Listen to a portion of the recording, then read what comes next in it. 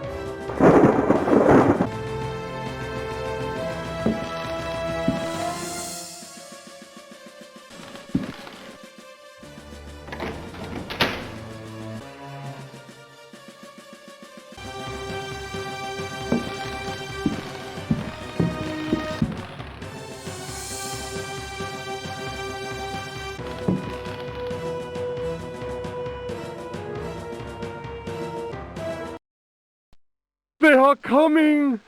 I have freed hellish forces, and now the price must be paid. Der Seto is the prey of evil.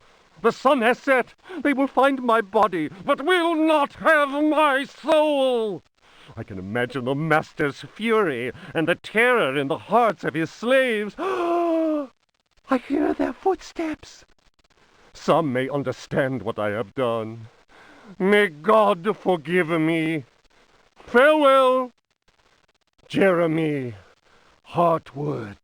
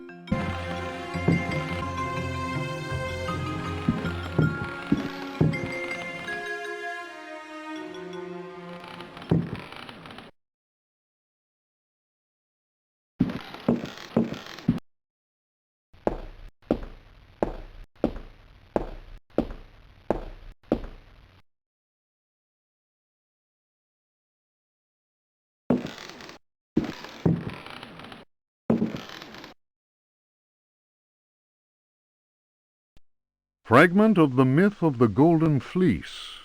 Translation, Edouard de Villeban. Then Perseus came across Ichios, who had been turned into stone. He spoke to his companions and said, "Beware of the Medusa. He who looks into their eyes is doomed to the same fate as that which befell poor Ichios, and will never more set eyes on Seriphos." "Must we go blindfolded?" asked Eumolpus. "Take up your bronze shields and polish them until they flash in the sun," answered Perseus. "Fill your hearts with courage. May Artemis guide us as though we were an arrow from her quiver." But Eumolpus was not satisfied. "Why do that, Perseus? Is 3 inches of sharpened metal not enough to destroy these accursed creatures?" Then Perseus drew his sword, which shone and glittered in the sun, and with it he dazzled Eumolpus. "Now what can you see?" the companions of Zeus' sons laughed. "Let us set to work, so that our shields may shine like mirrors."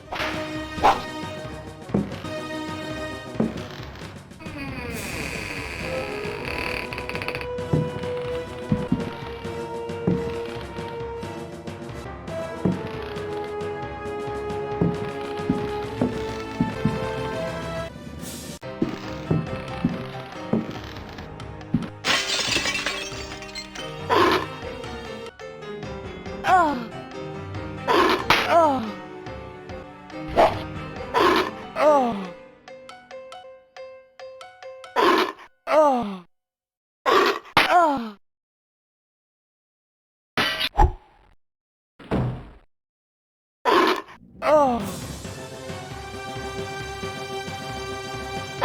Oh.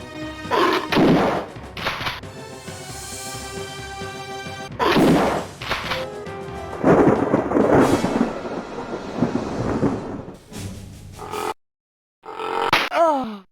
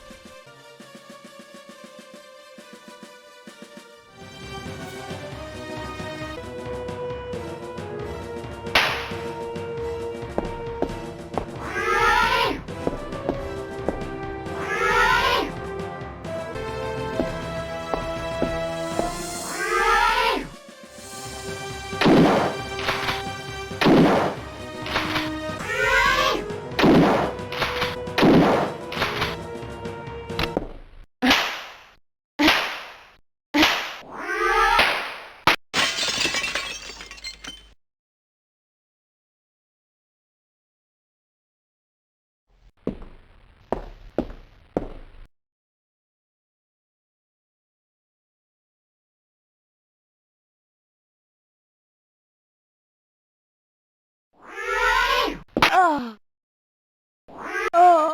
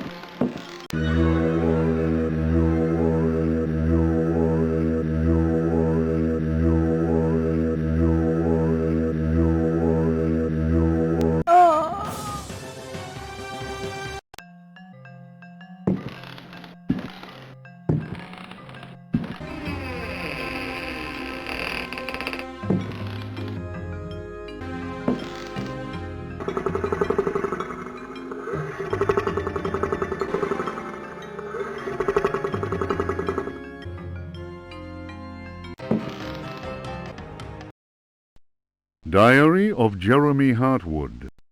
September 27th, 1924.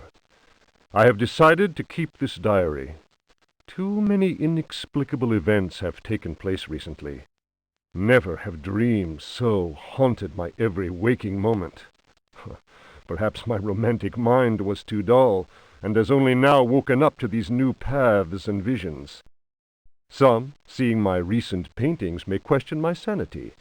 I can only ask them, what is sanity? Where does madness begin? September 28th, 1924. The night is pitch black. I am again drenched in sweat. I was wandering in the dunes, among giant standing stones. They were arranged in a circle, and the wind whistled about them. I plunged my hand into the soil and felt that repulsive thing which was trying to catch me. It seized me. I struggled to break free of its loathsome embrace and managed to tear my hand away. It was covered in sticky substance. I was gripping a knife. October 5th, 1924. The stone circle is a pentacle. Derceto's library is filled with books on the occult. I will study those books until I find some explanation for the dreams. The visions that haunt me must be connected to my discoveries.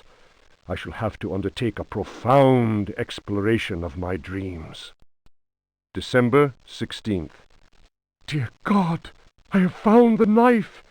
It was hidden here, and what I have learned fills me with apprehension. It is a sacrificial dagger belonging to some unholy cult. The thought of that blade tearing through human flesh horrifies me, yet I must continue my research. Derceto is a storehouse of treasures. Was my father right, after all? January 23rd. I spend all my days plunged in dusty books. The servants are convinced I am mad. At night, I awaken them with my screams. The dreams are draining what sanity I still have. I have tried staying awake, but in vain. My visions have changed. No doubt the influence of my father's research. February 7th, 1925. The Dark Man, that is what I call him, has revealed his true face to me. He appeared, as usual, near the fireplace, but this time he approached me. His terrible smile will haunt me to my dying day. His breath was ice, and his burning eyes froze me. I could not move. I know, as surely as I have ever known anything, that the face I saw, the face that has turned my nights into hellish torture, is the mask of death. March 10th. My exhaustion is beyond description. The endless reading burns my eyes. It seems that pirates frequented the area. Dr. Herbert insists I keep to my bed. I have moved to another bedroom and sleep much better now. The Dark Man has not gone, however. I know it. He will wait for as long as he must. Unless I, Jeremy Hartwood, can find a way to send him back to whatever hell he comes from. March 11th. My poor knowledge of Greek and Latin is a serious handicap to my reading. I have, nevertheless, made a great step forward. I drew the symbol on the floor. He can no longer go there. I want him to understand that I can do the same thing in my bedroom. I can imagine his rage and frustration. Only last night he found his way back into my dreams. March 13th. The translation will seriously dent what money I have left. I cannot paint. My pictures are clearly the work of a lunatic. The collector Thornhill's embarrassed smile was proof of that. March 29th. He has come back. He found the door to my dreams. I am too weary to attempt any defense. I have no strength left to fight, and he knows it. He considers me dead already. Could I possibly? March 30th. How ironic! The cave my father sought for so many years is here, beneath the house. Wait, the butler discovered a crack in the cellar wall. A breeze blows in through it, icy and repugnant. I am filled with horror at the thought of my father dying in this place. I will carry to my grave the vision of his face contorted in the agony of that fatal heart attack. His body was twisted. He had wept. His fingernails were torn and bloody from scrabbling at the floor. Dr. Gray concluded that death had been due to a heart attack. It was Waits, who some time later was informed that my poor father had in fact bitten off his tongue and choked on his own blood. March 31st. I explored the caverns in a dream. The dark man came with me. Strangely, I felt almost well. How can I describe what I saw? No, what words are capable of explaining such evil? I realized that my death was of no interest to him. The dark man wants something else. He seeks a body. His avid servants are now free. I am the cause. It is almost funny. A curse is on Derceto. From the foundations to the very rooftop. I can no longer struggle, let alone eradicate the evil that grips the house. The end is very near. I can feel it. I have taken the decision to... May he who finds this diary pray for my soul.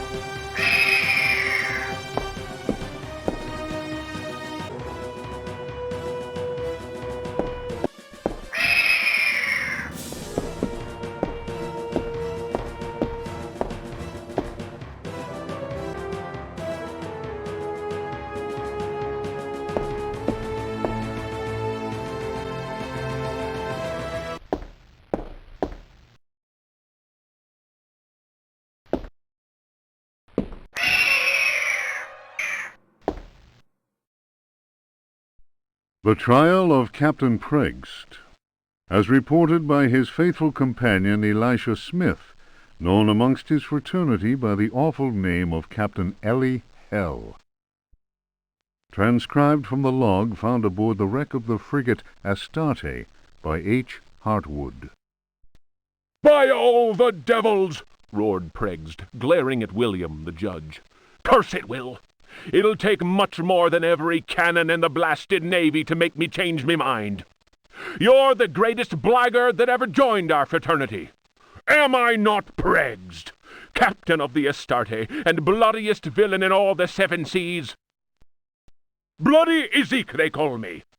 And you think I'll tell you where I hid my treasure?" The tribunal of the Corsairs' fraternity murmured at this.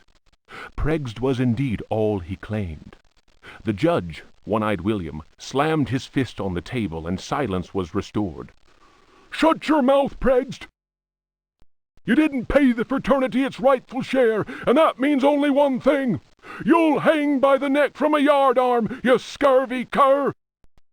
Here's the rope twisted by Satan himself. You threaten me, Will? Many a man better than yourself has lived to regret holding a cutlass in my face. You'll be begging for mercy, mark my words." That shook One-Eyed William, and no mistake. Danny waved his hook in the air and shouted, "Preggst was always a loudmouth. The law says we hang him." The jurors took up the cry, "Hang him!" It was Preggst's turn to slam his fist on the table. He threw back his head and roared with laughter. You fools! You want to kill what will never die? Try it! Once more, the assembled corsairs murmured. There was unease in the air.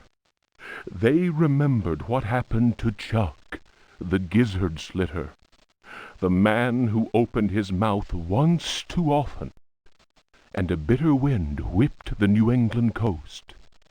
Snug inside the Dead Horse Inn, one of the Astartes men was talking. His name was Chuck, and his subject was black magic. He told stories of human sacrifices, voodoo rites, and zombies. He told a tale of a time when their luck was down and they were holed up in a Florida swamp. Priggs went missing. When he returned, he shouted, "'Tis the devil that guides us now, me hearties!" Whether that was true or not, the Astarte began taking loot after juicy loot. The favorite song of the Astartes men, "Crash the Bones," was replaced by a new one. A skull, go to port saber, to starboard. Pass over that will, and with death you'll deal. If you cut a rope, cut the right, I hope, or then, I don't mind, the death you will find. The next day, as you may have guessed, Chuck's body was found with a dagger plunged between his shoulder blades. Chuck's face was fixed in a ghastly grin. Molten lead had been poured down his throat. Whatever way things happened next, and I don't have the details, Prext was with us again, and we set sail for Florida. We anchored the frigate not far from New Orleans. Taking a few trusted companions with him, Prext set off into the swamp. They carried large wooden chests with them. 2 days later, we heard shots being fired and screams. Prext arrived soon after that and claimed they'd been attacked by alligators. He alone managed to escape with his life. He went on to say that the time had come to share out the spoils of our many loots. I was given command of the Astarte, while Prext handed 3 chests over to the crew. The chests were full of gold and precious gemstones. The rum flowed that night, and the stars shone bright. All at once, I noticed a tall man dressed in black. Prext introduced him to me. "Here's a hearty mate.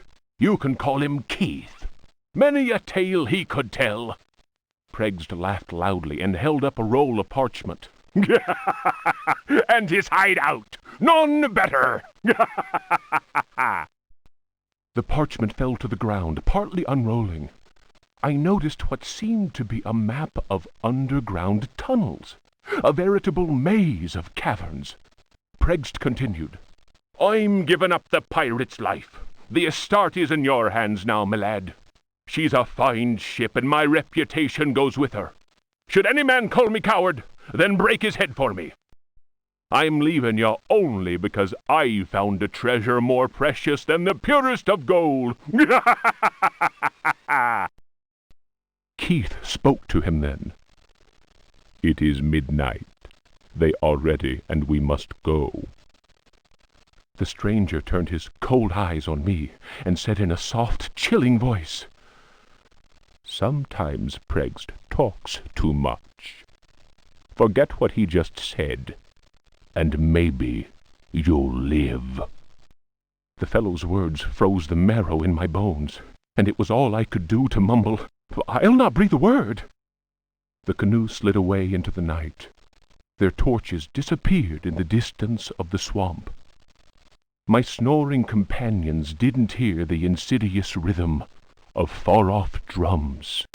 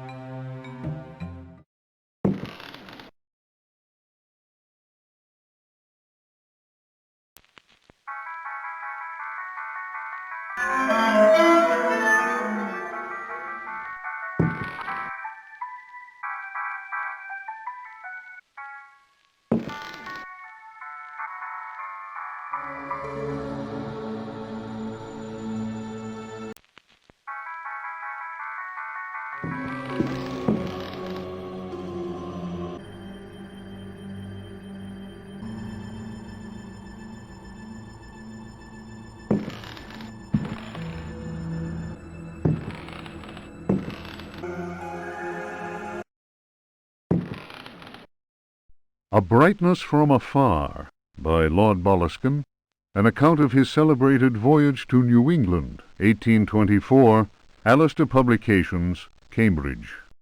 Following a splendid journey, the sunny harbour came into sight. The locals were much impressed with one's arrival in their midst. One had time to sketch several of them and notice signs of degeneracy. Some children showed one their queer hands that would inspire uneasiness. Upon the promise of a few coins, a child is undertaken to reveal to one a most prodigious phenomenon of a natural order. One admits to being skeptical as to the prodigiousness of the marvel, whatever it may be. Indeed, one suspects it to be little more than an evening stroll to some charming wooden hut situated in the forest hereabouts. One will none the less go, for it is always well to submit to such local enthusiasms. One admits to being somewhat flabbergasted. The Milky Way shone like the fires of the apocalypse from the inky celestial vault. Certain distant stars, normally invisible to the naked eye, were clearly visible, glittering indeed with a strange intensity. The heavy clouds that had settled above the village had no hold over that place. It would be pointless to offer here the names of the constellations one perceived in utter clarity. Apart from the interminable length of such a list, one might conceivably risk being charged with exaggeration. The cross cast its shadow on the ground. The sea in the distance was dead calm. Tonight, one will return to that spot and draw those stars. Tomorrow night, one will at last see Halley's comet in all its brilliance. The youngster will carry torches, despite one's developed sense of direction. Honed by years of travel, one feels incapable of finding one's way through the dark forest unaided. The drawings will, one is convinced, set light to the souls of men. Such a moon! One lost count of the craters, so sharply was their definition. Loath as one is to seem excessive in one's appraisal, one cannot but feel that the forest clearing is indeed a place outside the common laws of time and space. Surely it is not an hallucination. How strange to consider that idle conversation, some research in the British Museum, and a voyage to this backward village should culminate in so astounding a discovery. It may be that others have noticed the extraordinary nature of that place. How else could one explain the presence of that cross?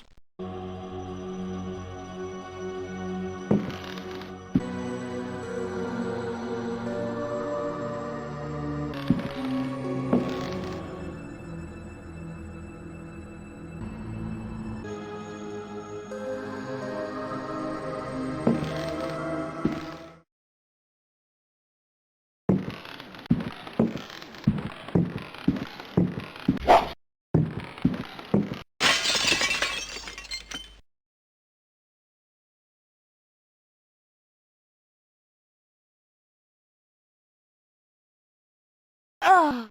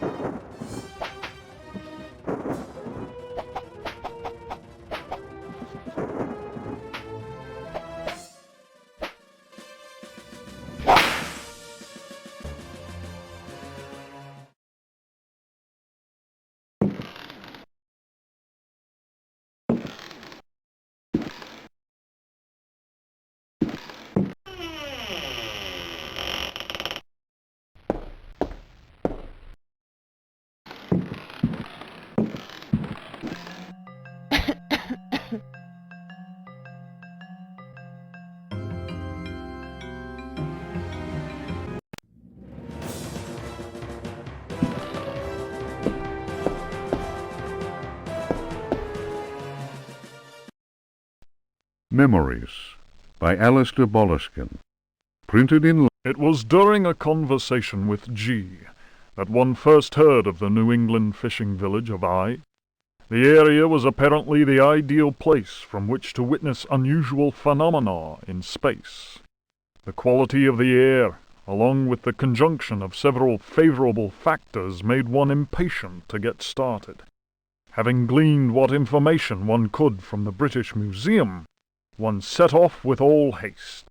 One's work on space and comets in particular had met with a warm response, and one thought it judicious to include several original sketches of the phenomenon, sketches which one felt were sure to arouse a great deal of keen interest in the scientific circles of 1834.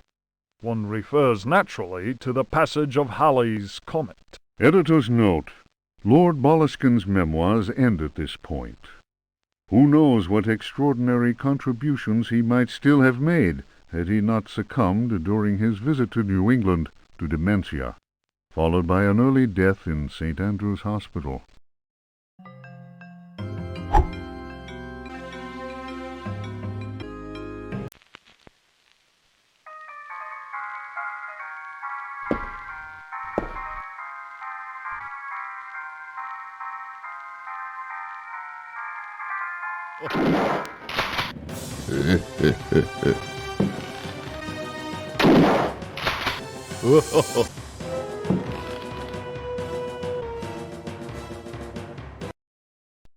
Daemonia Particularis, Signs and Rituals. The ritual of invocation demands that the officiant be pure. We have already described the complex operations to be followed in order to call those that sleep in superior dimensions. We shall, for the present, limit ourselves to the sign of mutual recognition used amongst their number by adepts of the cult of the Old Ones. The sign also serves as protection when in the presence of a servant of evil. The sign resembles a blessing, save that the first and little fingers are both folded beneath the thumb, whilst the second and third fingers are held up. It would appear that this sign has no effect on adepts of a certain rank with knowledge of particular secrets contained in the corpus demonicus.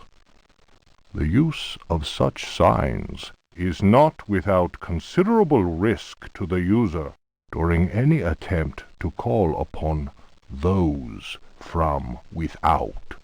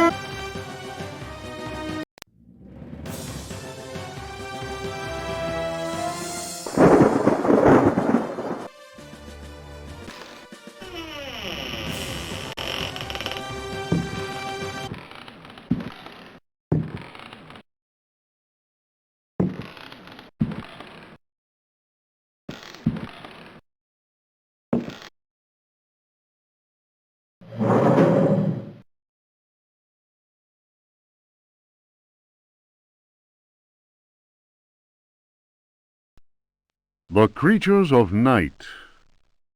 Of monstrosity. You who read me know that night engenders monsters, and that night creatures exist. The accursed book of Abdul al-Hazred is clear on this matter. That is not dead which can eternal lie. Unhappy he who knows that book. Unhappy he whose eyes alight upon that foulest of texts. Unhappy he who implores the standing stones, for he will free the powers of darkness. Of the pit. Stagnant waters are like the memory of men. Beneath the surface calm, clawed beasts await, and are known to initiates as the Deep Ones. Awaiting his prey, the Deep One seizes him and drags him down to the abyss, where Dagon, the cruel god, swims and reveres him whose name may not be pronounced. Of libraries. Unhappy he who frees the prowler. Unhappy he who meets the prowler erring among the books. He generates the vagabond that comes from other spheres. He believes the vagabond does not exist. He will feel the embrace of death, for in the eyes of the vagabond, books are no more than dreams, stone no more than wind. The vagabond knows how to take the breath of the reckless. Of strife. He who speaks does not know, and believes he is able to kill the creatures of the night. Folly. Evil is conjured up by science and secrecy. He who prowls among books will perish by the blade. He who flies in the dark caverns will scream in fear. He who swims in the depths will evaporate. But he who believes he knows nothing. He who knows says nothing. Of death. There are domains more terrible than death. That is not dead which can eternal lie.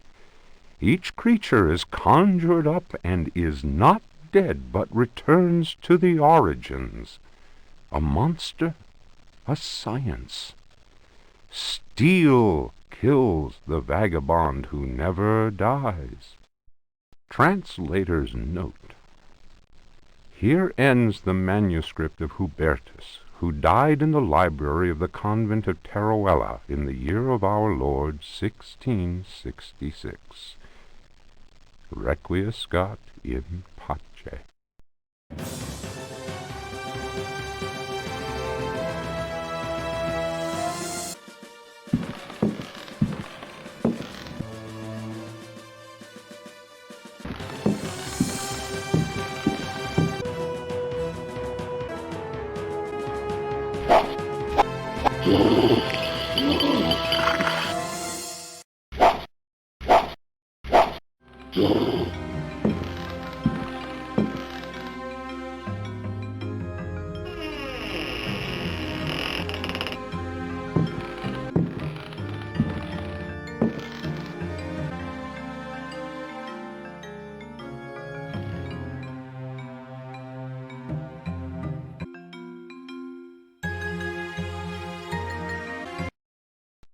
The tale of Captain J.W. Norton of the Army of the Union. 1862. The South was in collapse. Louisiana was open to us. I had each day to requisition victuals for our troops, and was aided in this endeavor by a score of brave men. Rebels were not yet ready to lay down their arms. The region was far from safe. I headed further and further west, and questioned many freed slaves. From them, I learned of a plantation on the coast. Its name was Derceto. We received a less than hearty welcome. Only Pickford, the owner, behaved in a friendly manner. While my men counted cattle and grain reserves, I learned what I could from him. Man was most unusual and possessed an extraordinarily cultured mind. At nightfall, I gave orders for the men to bivouac at Derceto. Pickford invited my second-in-command, Lieutenant Patterson, and myself to dine, and our host proved a most entertaining conversationalist. While coffee was being served, Patterson went to inspect the men's camp. The cigar Pickford offered me was so acrid that my head began to spin. I remembered campfire tales of fellow officers trapped by devilish Confederate tricks. My mind floated in a foul and dense fog, from which emerged the enlarged and deformed face of Pickford. He grinned at me. Patterson's return chased off the nightmare. I heard shouts and firing from outside and found the strength to take out my revolver. I fired 3 shots. Pickford fell to the floor. Patterson then helped me out of the burning house. The air was filled with smoke. We resembled a company in disorderly retreat. I saw slaves leaping into the flames of that inferno. They were trying to save Pickford's life.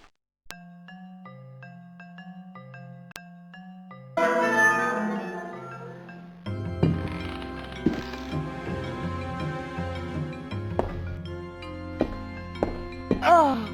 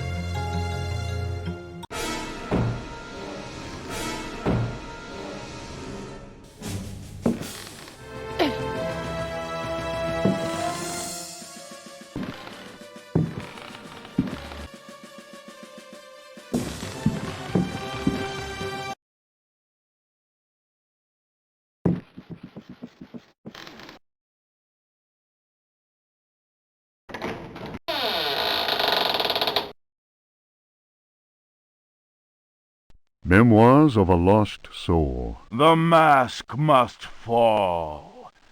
You who discover this manuscript, understand this. I am here at your side. I am waiting in the darkness of my crypt. Soon you will belong to me. One of my slaves wrote this document. I have lived for 3 centuries, and my name is Ezekiel Prext, or Elijah Pickford. You may choose which to call me. I do not hide out of fear. My power is immense. I have sailed the 7 seas. My ship, the Astarte, spread terror through all the continents. The corsairs judged me like the Welsh judges of 1620, but they could not destroy me, and neither could the pirates. Now I am immobilized. Damned Yankees! Witchcraft, voodoo, and the Cthulhu cult. I know them all. I have reigned and implored the stones. Only the Catonian haunts the cavern and resists me, but he dare not attack. I have need of a living body to regenerate myself. The Heartwoods managed to escape from me, but you who are reading these words, you will yield to my embrace. I hear your ragged breath and smell the stench of your fear. I have vanquished death. I built Deseto. I know what it is to wait. Cthulhu helps me. My servants will lay you upon the sacrificial stone. My roar will rend the night. You will be mine, and I shall reign once more.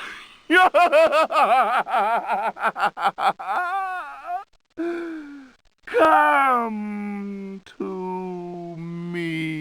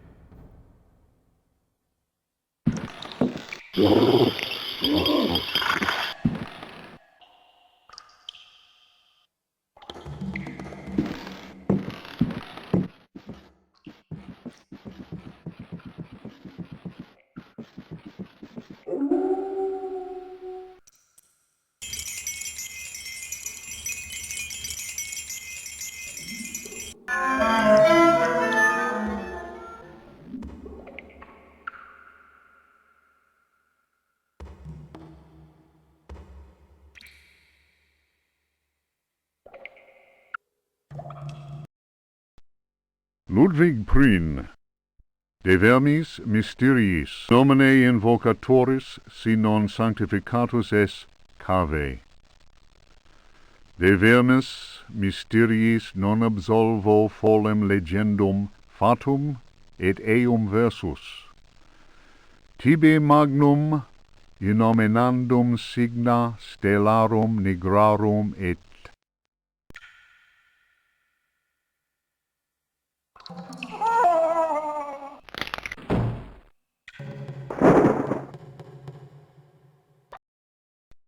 Juan Luis Jorge, De Bibliotheca, Reflections on the Power of the Verb in Certain Texts.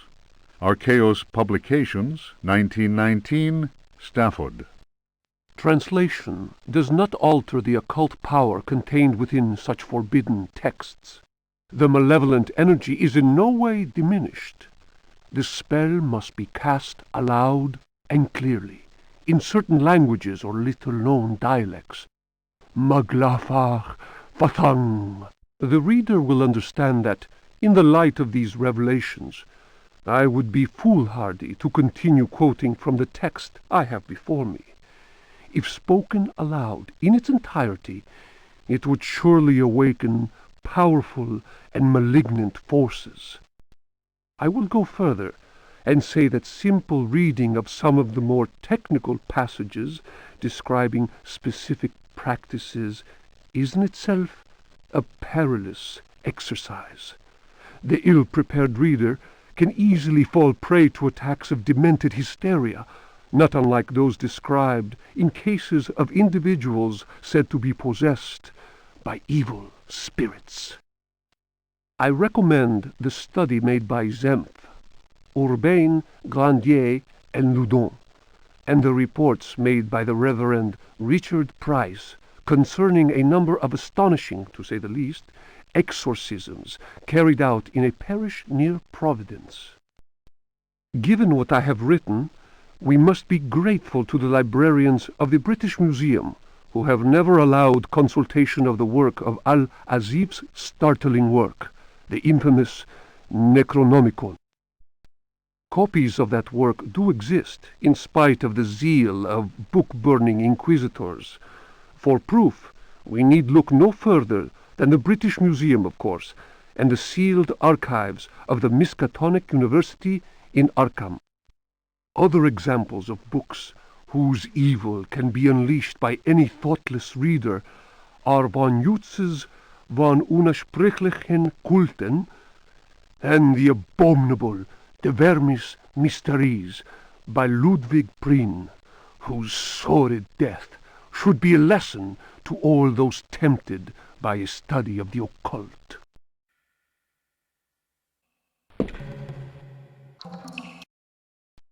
The Sacrificial Dagger, Otto Stern, Lumina Books. The importance placed on ritual sacrifice is constant in religious cult practice. Propitiating the gods is a theme common to many religions. The Old Testament affords many examples. Primitive polytheistic belief systems integrate sacrifice in their rituals as part of the recurrent process of reaffirmation and, naturally enough, group cohesion. The members of their social and religious community come together in an act of purification and atonement. It would be erroneous to imagine the act of human sacrifice linking priest, offering, and God, C.F. Manzetti, stone cults, as anything less than a vital focusing of the group's faith. The act also ensures the continuing appeasement of the god, but only if practiced by a recognized officiating priest using the appropriate instrument. Studies made concerning primitive religious groups bear witness to the central role of sacrifice in living ritual. My own work in the field of ethnopsychology brought me into contact with a sorcerer living in the region of Arkham. He introduced me to the rite of steel, linked to a ceremony known as adoring the black goat of the woods with 1,000 youngs. The god being adored is known as the vagabond. Here, the dagger's role, which allows the life breath to pass from one dimension to another, is essential. The vagabond is a frightening figure, being able to move where he wants and to kill those who have displeased the goat god, for whom he acts as a go-between. The goat is clearly a fertility god. The priest, having spoken the invocation, must choose the appropriate dagger for the sacrifice. The knife with a sinusoidal blade that must be dipped 7 times, on night when the moon is full, in water that has been distilled 100 times, will be laid aside, since it would send the vagabond back into his own dimension. See illustration. The priest will rather choose the dagger with a curved blade. That is more appropriate for slitting of the lamb's throat. This act transfigures the sorcerer priest and plunges the assembled worshippers into a divine trance.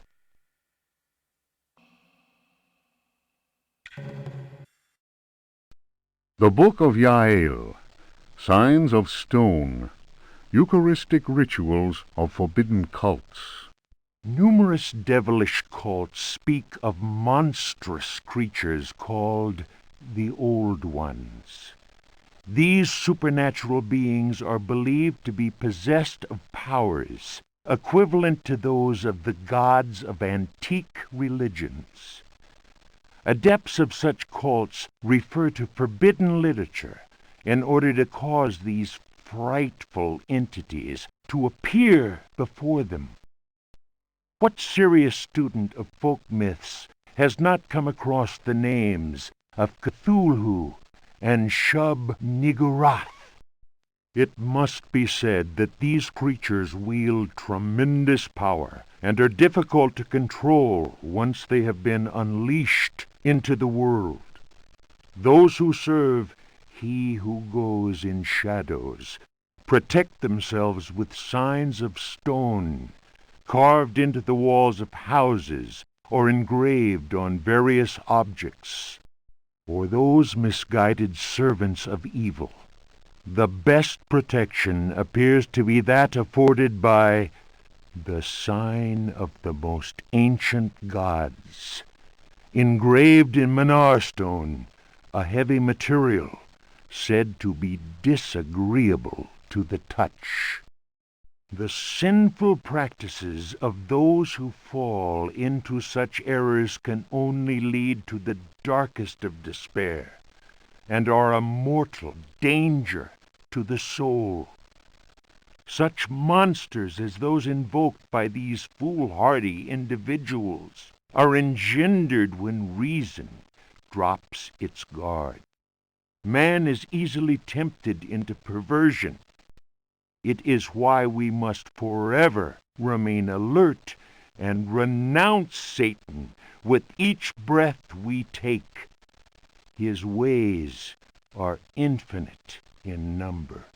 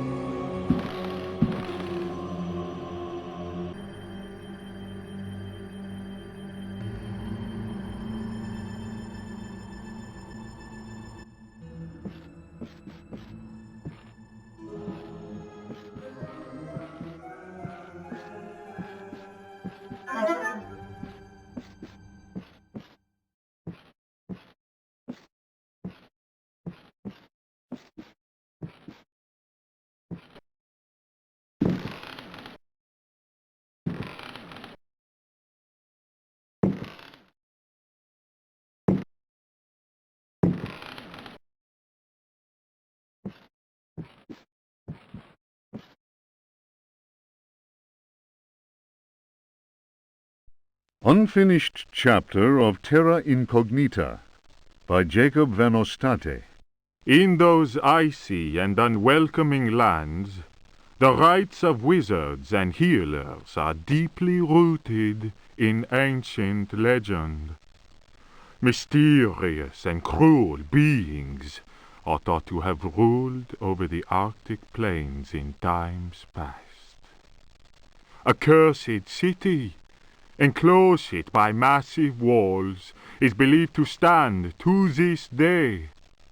It contains fabulous treasures, and is inhabited by the degenerate descendants of those who instilled centuries of terror in the hearts of the people.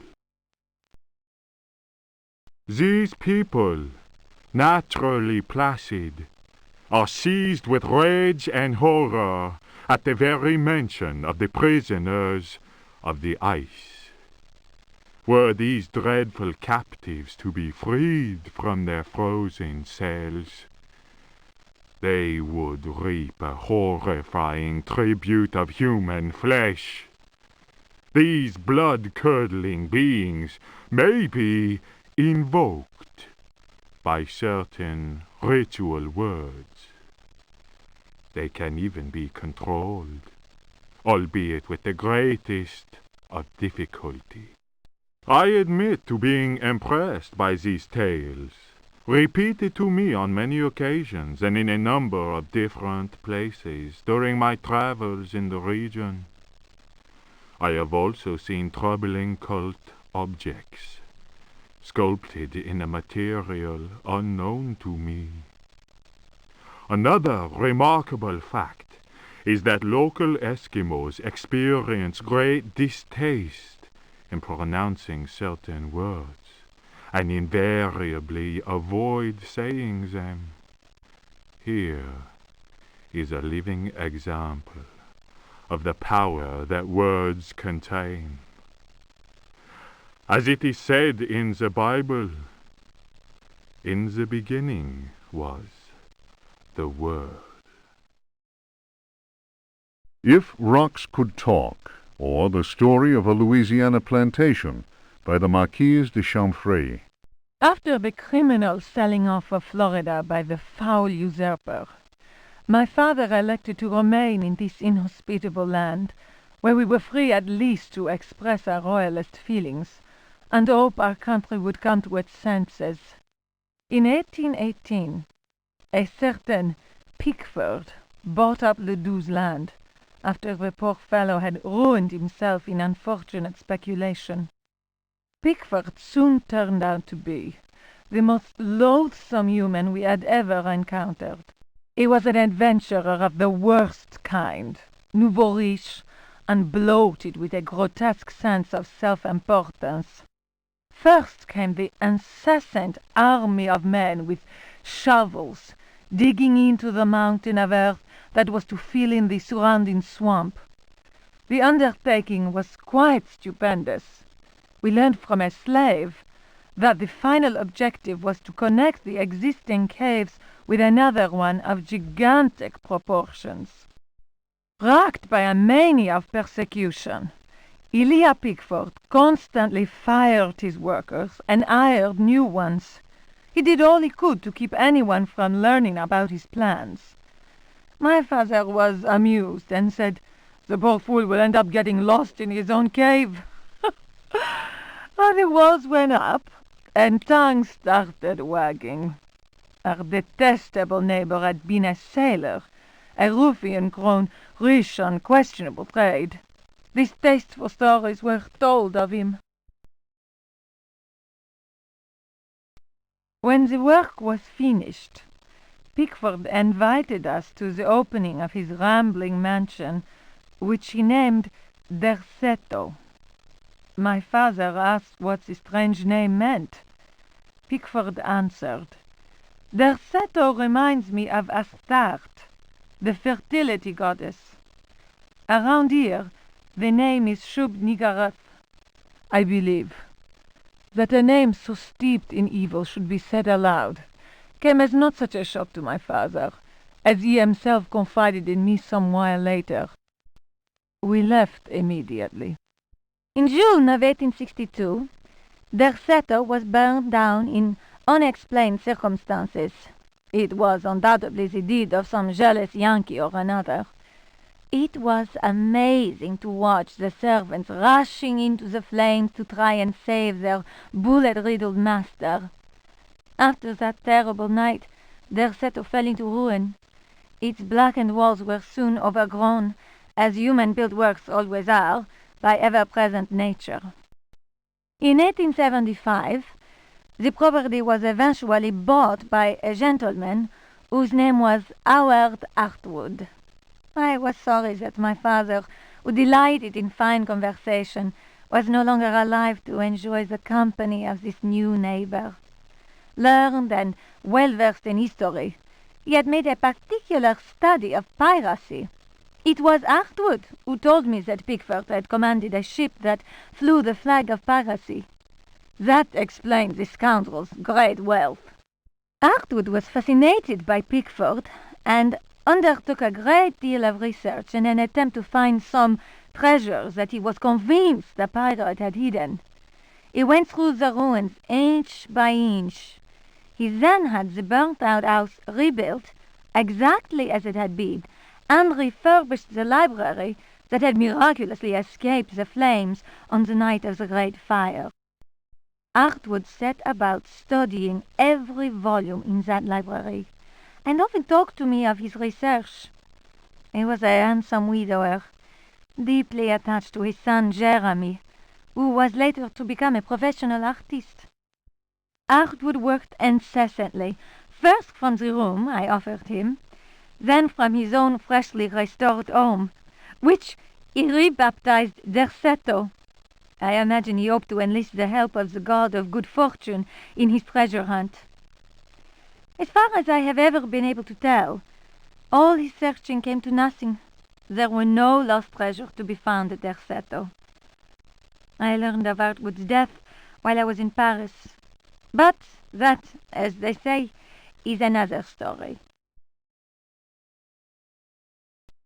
The Sons of the Sun and of the Shadows.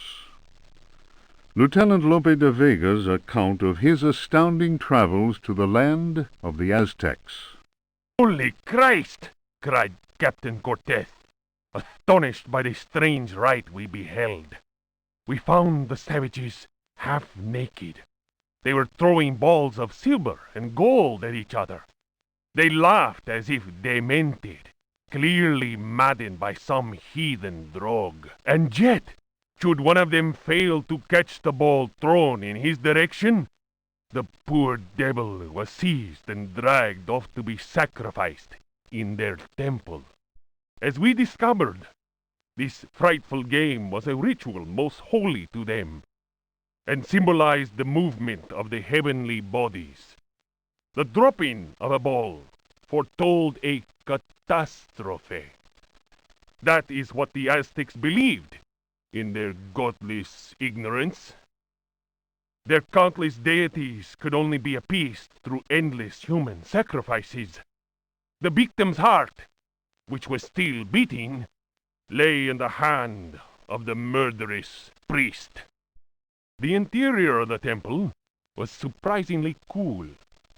The weight of our armor, our exhaustion, even the burden of our suffering, they were all banished by a sense of awe that the crudely magnificent altar instilled.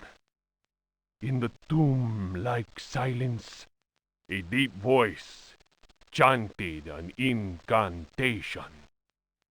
The majestic statue of the water goddess, Chalchihuitlicue, seemed to throb with vitality. This massive stone, draped in a golden cloak and studded with precious stones, was coming to life before our very eyes.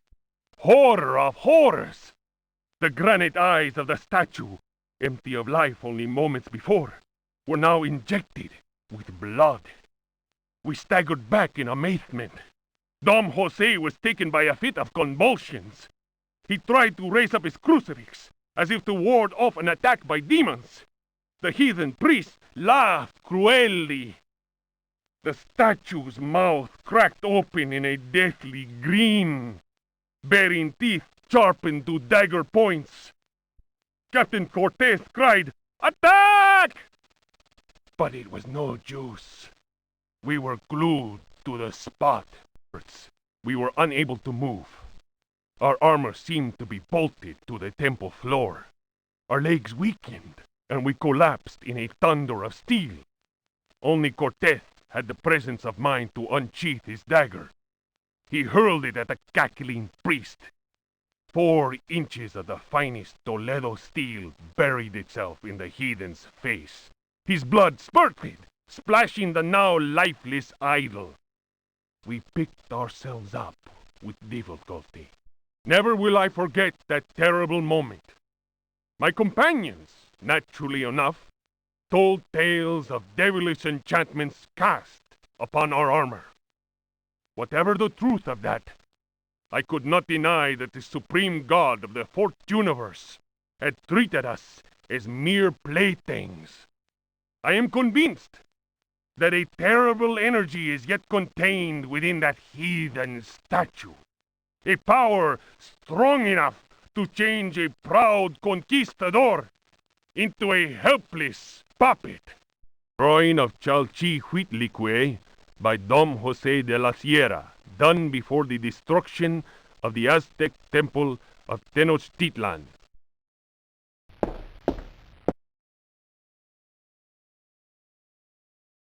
Fragments of the Book of Abdul. In the antique city of dead Relaya, Cthulhu dreams and waits.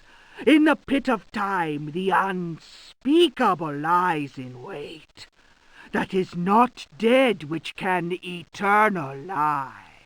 Relaya, your blocks of stone seal the ritual that gives birth to fear. Cthulhu Fatang! Cthulhu Fatang! Ayah! Ayah! Let he who knows how to invoke the stones act. It is time. Let the shadow of Cthulhu darken the sky. May the servitor of the black goat of the woods with 1,000 youngs sound his flute in honor of the unspeakable. Cthulhu Fatang! Cthulhu Fatang! May he who may not be named cast his withering gaze upon the unbeliever, for he is the door, the key, and the guardian of the door, and holds you now in his immense power.